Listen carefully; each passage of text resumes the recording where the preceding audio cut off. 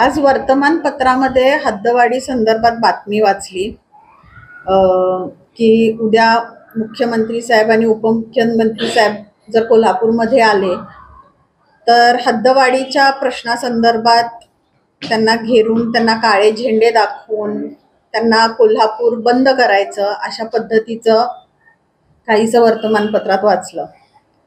पण जेव्हा वर्तमानपत्रामध्ये स्पेसिफिकली असा उल्लेख केला गेला की महायुतीचे मुख्यमंत्री, मग कुठेतरी असं वाटलं की याच्या मागे काहीतरी राजकारण असावं आणि म्हणून मला ही पत्रकार परिषद घेणं खूप महत्त्वाचं वाटलं। हद्दवाढीचं आम्ही समर्थन करत नाही असं आम्ही कधी म्हणणार नाही, हद्दवाढीचं आम्ही सुद्धा समर्थन करतो। आज माझ्याकडे इथे सगळे ग्रामीण भागातले बरेचसे ग्रामपंचायतीचे पदाधिकारी आलेले आहेत। असो आता कृती समिती असेल त्याच्यामध्ये सुद्धा मी म्हणते की काही लोक खरोखर पोटतिडकीने सांगत असतील की असं व्हायला पाहिजे, पण तसंच विरोधी कृती समितीमध्ये पण आहे ना, तुम्ही त्यांचं सुद्धा म्हणणं ऐकून घेतलं पाहिजे आणि याच्यातून चर्चेअंतर्गत आपण पुढे मार्ग काढूया, इतकंच आमचं म्हणणं आहे। राजकारण करू नका, नेमकं राजकारण करते कोण? आता राजकारण करते कोण, ह्याला जबाबदार कोण आहे हे सगळ्यांना कळलं पाहिजे।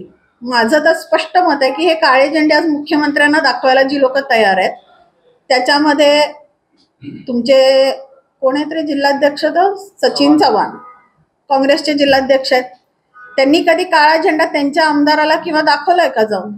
इतके वर्ष, मला वाटतं गेले 14 वर्ष तुम्ही आमदार आहात, 8 वर्ष मंत्री आहात, महानगरपालिका गेले 15 वर्ष काँग्रेस राष्ट्रवादीच्या ताब्यात आहे, मग त्यांना का बरं हद्दवाढ करायला जमली नाही?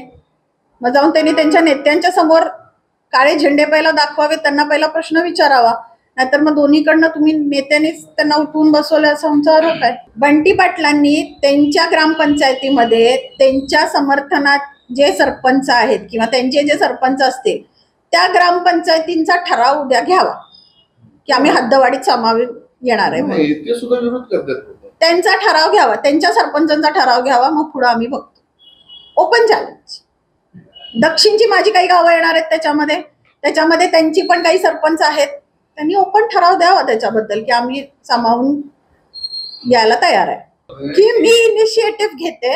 तुम्ही आमच्या विरोधकांना पण सांगा की त्या इनिशिएटिव्ह घेतायत, तुम्ही पण जावा चर्चेला, आपण सगळे बसू।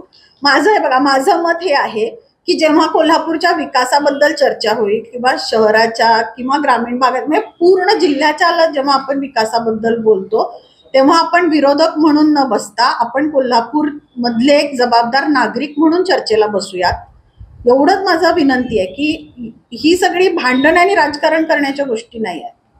आज पुण्याला सुद्धा जेव्हा हद्दवाढ होते तेव्हा जी हद्दवाढीतली गावं आहेत ती खुशी खुशी समाविष्ट होतात महानगरपालिकेच्या हद्दवाढीमध्ये, असं कोल्हापूर जिल्ह्याचं नाही बघत आहे आपण, कारण गेले 15 वर्ष कोल्हापूर जिल्ह्याला मागे कुणी टाकलंय हे लोकांना आता कळायला लागलेलं आहे। गेले 15 वर्ष राष्ट्रवादी आणि काँग्रेसनी यांच्यासाठी काहीही केलेलं नाहीये।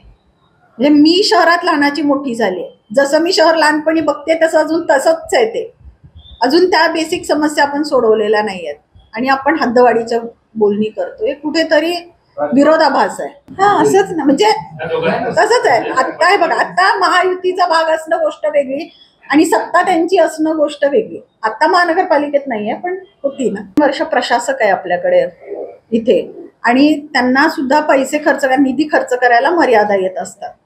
लोकप्रतिनिधींनी मागून शेवटी आपण एखाद्या कामासाठी जेव्हा निधी आणतो तेव्हा ते काम 100% त्याच वेळेस होतं असं नाही, आणि 100 कोटी हा निधी जो असतो ना तो टप्प्याटप्प्यात येत असतो। 100 कोटीची मागणी केली म्हणजे 100 कोटी सरकार देतं लगेच, असं होत नसतं कधी।